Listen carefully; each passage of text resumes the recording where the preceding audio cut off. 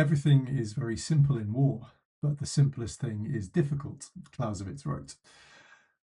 Difficulty builds up and turns into friction, and that's a grinding mix of limited supplies, imperfect information, political constraints, accidents, and the relentless extra effort needed to accomplish even basic tasks under fire. And over the past 72 hours, that friction has started to influence the tempo in the skies over Iran. This conflict is no longer best understood as a simple exchange of capabilities between two sides.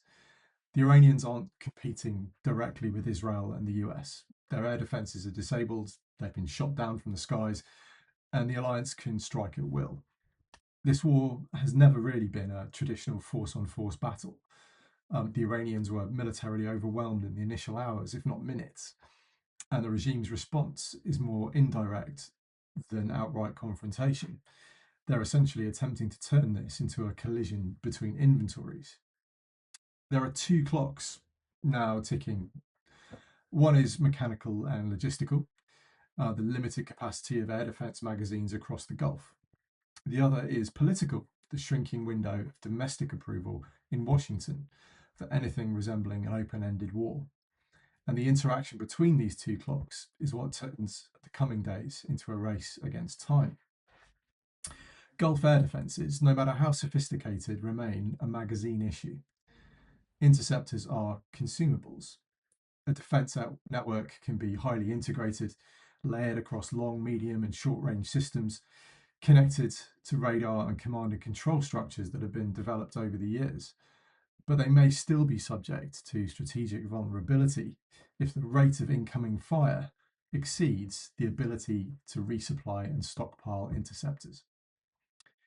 In the past 72 hours, we've been hearing of private pressure from Gulf partners for a rapid off-ramp and an urgent reinforcement of air defences. Some sources suggest that Qatar's Patriot interceptor stocks could only last 4 days at the current rate of use. Qatar has publicly rejected that claim, insisting that its stocks remain well stocked, and the UAE has likewise rejected a report from Bloomberg of there having only a week's stock remaining. They say it's misleading, arguing that the UAE maintains robust reserves alongside a multi-layered air defence coverage. And online, we've seen the UAE social media squad in overdrive, reassuring their vital foreign investors that all is well and safe. However, these denials also reveal an extremely high ammunition expenditure rate, as well as failing to mention that 3 people have been killed and 68 wounded in the UAE. Since Iran's attack began, they've had 186 ballistic missiles, of which 172 were destroyed, 812 drones, of which 755 were shot down. That's a high rate of ammunition expenditure. Now, we can't expect to know exactly how many air defense missiles each country has. Public US foreign military sales notifications provide only ceiling values rather than a live inventory ledger, but they do offer a sense of the scale that Gulf states have sought to procure.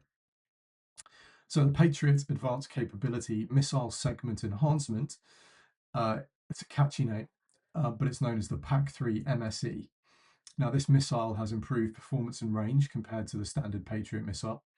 And Gulf states also field the Guided Enhanced Missile, known as the GEM-T, and that offers improved capability to counter tactical ballistic missiles, cruise missiles, or even enemy aircraft, which complement the PAC-3. So there's 2 missile systems to bear in mind. We can find details of previous missile defence orders to the Gulf states. In previous years, Qatar's Patriots, they bought 768 PAC-3s and 246 GEM-Ts. The UAE bought 452 PAC-3s and 100 GEM-Ts. Bahrain 60 and 36, Kuwait 84 and 60. And just this January, Saudi Arabia made an order for 730 PAC-3s, and we don't know if that's been delivered yet or not. On top of that, we can add what's called a layered architecture, which includes the THAAD packages, which are designed to shoot down the longer range missiles, 96 for the UAE, 360 for Saudi Arabia. Now, these figures are rolled. They don't give us a total for these countries' defences. They will have more. They'll have bought more in the interim. But they do give us a baseline of the scope and scale of these countries' holdings. Now, Gulf protests over safety, they're politically unavoidable. Governments can't signal vulnerability during a crisis without causing a panic among the markets, a panic among expatriate communities, panic among investors, or even worse, they might reveal opportunities to an adversary. However, both of these statements can be true. Public confidence could be genuine, and the realities of burn rates revealed by public statements can still be harsh if the pace remains high. The recent level of interceptor use can't be sustained indefinitely. Shortages might start within days to a week if this current spending persists. Now, this doesn't reflect on the quality of Patriots or the skill of the operators. Even the best air defence, when supplied with a constant stream of salvos, becomes a matter of how long the magazine lasts, what is prioritised when supplies run low, and how quickly politics can deploy additional interceptors into the theatre of operations. And this brings us to the variable that's most damaging to defensive sustainability, and that's drones. Ballistic missiles remain the main threat in terms of speed, payload, and the dramatic arcs of their trajectories. But drones are increasingly becoming the attrition mechanism that complicates everything else. The best way to explain it is through a cost exchange logic. It's a really clear danger. Drones cost $20,000, Patriot missiles cost $4 million each. And the result's possibly going to be decided by who runs out of munitions first. Now, that comparison can be too literal because defenders don't always fire their most costly interceptors at every drone, and layered systems exist precisely to prevent such costly mismatches. However, strategic dynamics remain even when the defender acts rationally. Drones still require radar time and classification effort. They take up command bandwidth, they force sorties, increase alert fatigue, and create constant doubts about which tracks on a radar screen are decoys, scouts, or actual strike assets. There are a continuous drain on attention and readiness day and night, and defenders are encouraged to favour engagement because vital infrastructure in the Gulf represents high value targets whose loss would cause economic and political repercussions well beyond the immediate damage. Several reports have indicated that the UAE is seeking assistance with medium range air defence, and we're told that Qatar has specifically asked for help to counter drone attacks. And these requests reveal the broader strategy. Drones are being used by Iran to sustain pressure on the coalition's defensive reserves and decision making processes while reserving higher end missiles for critical moments. Drones are also incredibly difficult to neutralise at the source. Iran's offensive capabilities will absolutely be the number one priority because a Gulf state running out of air defences stops this war on the spot. The Israeli and American calculus will be that Iranian strike rates will decline in line with the destruction of capabilities over the coming hours and days, and that will reduce the requirements for Gulf air defences. However, drones complicate all this. They can be small enough to make tracking and classification challenging. They can be mobile with launch points shifting and signature management becoming routine. They can be numerous, cheap enough to be used in waves. They can be ambiguous, blurring the boundary between decoy, scout, and strike platform. And that whole mix makes the battle space noisy. It renders intelligence heavy suppression campaigns far more challenging. So, in short, drones are hard to find before they launch and then comparatively expensive to kill once they're in the air. So, all of this would be challenging, even if politics was stable and time were abundant. Neither of those things is true. The second clock, the political clock, is ticking down faster than Trump may have expected.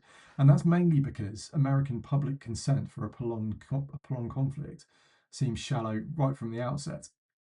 So even on the second day of the war, a Reuters Ipsos poll conducted between 28th of February and 1st of March reported only 27% approval of the strikes, with a 43% disapproval and 29% unsure. And that poll also revealed stark partisan divides in America. 55% of Republicans approve, whereas only 7% of Democrats and 19% of independents do. There was a separate CNN poll that similarly found 59% disapproval of the strikes, with the majority of Americans expecting a long-term conflict. And here's the problem. When support begins low and divided, leaders have a limited scope for a sustained campaign, and that scope shortens further if casualties increase, fuel prices rise, or the objectives of the campaign seem flexible. Each $10 rise in crude oil prices can add roughly 25 cents per gallon to petrol or gas over time. Voters don't like war, and uncertainty about aims and duration often leads to disapproval, which even short-term battlefield successes can't reliably reverse, especially with the US midterms looming. The bottom line is that Trump needs this war to end swiftly before it becomes even more unpopular, and he needs a glorious victory for all this expense that he can showcase to the American electorate. This leaves the American half of the coalition in a situation that's easy to summarise but hard to control. It has to produce results quickly because it lacks widespread public backing for a prolonged conflict. The longer the campaign drags on without a decisive turning point, the more the political and military timelines begin to reinforce each other. Ammunition usage becomes politically significant, not just militarily crucial. Requests for resupply become public issues, and public denials about stockpiles start to sound like pretty fragile reassurances. Opponents exploit the gap between confident rhetoric and the visible strain of ongoing operations.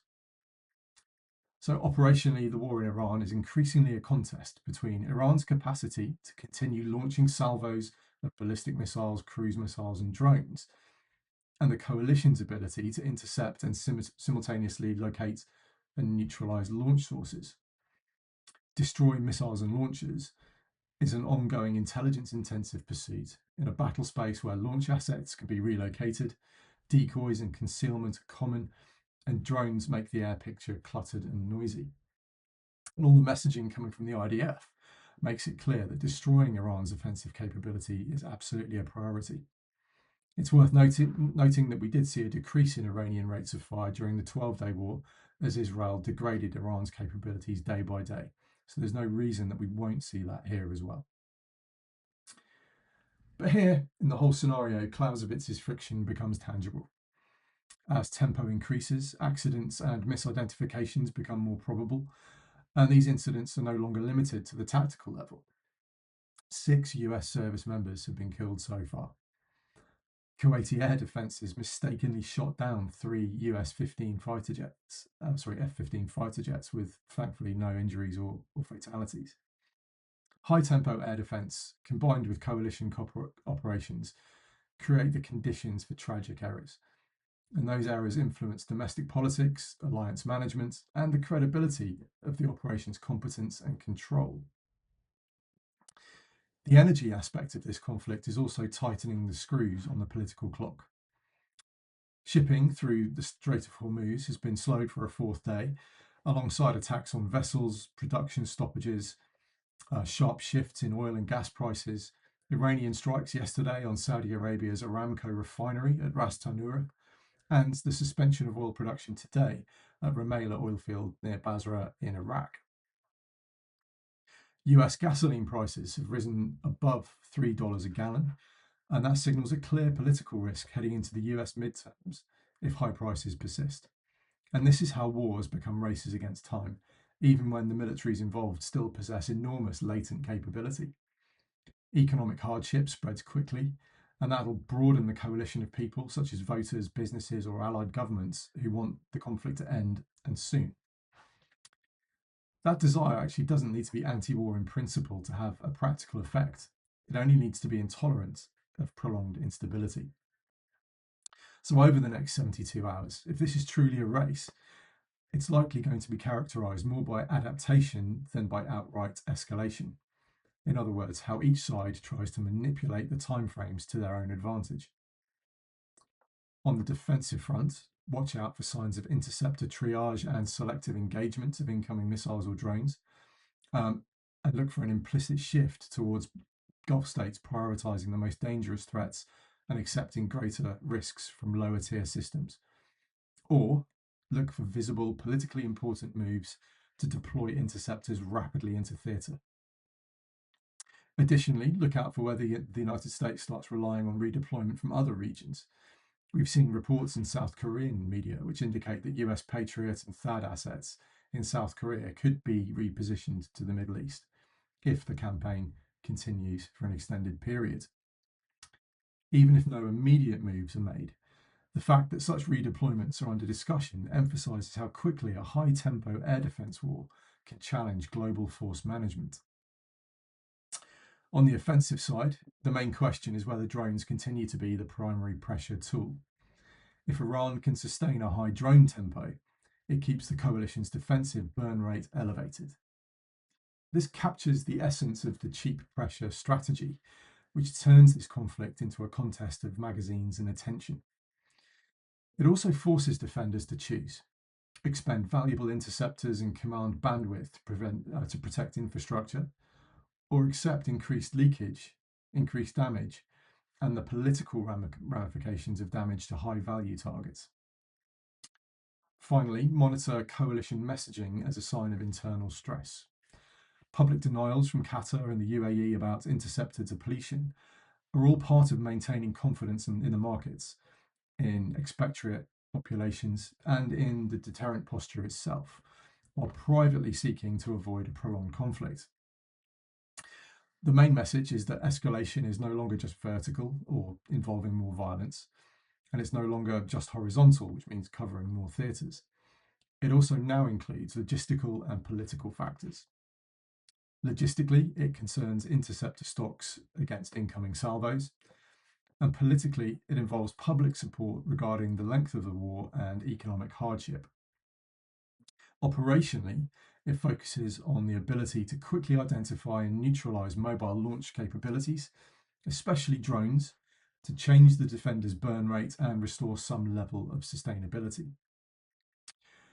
So the coalition's challenge is not an inability to intercept, but the difficulty of maintaining the same level of interception whilst also sustaining domestic support, energy stability, and alliance unity long enough to achieve its stated military objectives. And that's why I think this conflict is now becoming a race against time. And it's why, ultimately, drones, not missiles, might be the decisive factor. So this was originally published on my Substack, mrandrewfox.substack.com. And if you want a breathless day-by-day summary of the war, that's not the place. But what I'm going to do is continue providing measured, balanced analysis on aspects of this conflict that might not make the headlines. Please do head over to Substack, mrandrewfox.substack.com, and you can support my work by subscribing. Thank you very much.